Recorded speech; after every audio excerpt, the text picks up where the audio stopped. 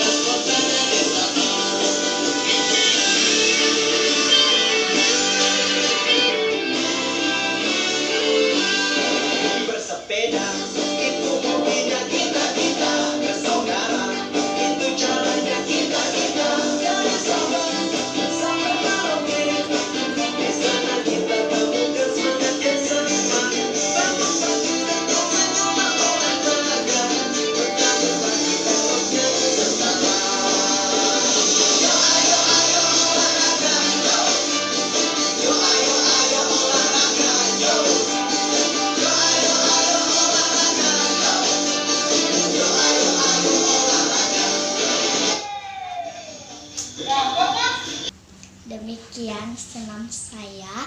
Jangan lupa jaga kesehatan dan sehat selalu. Bye.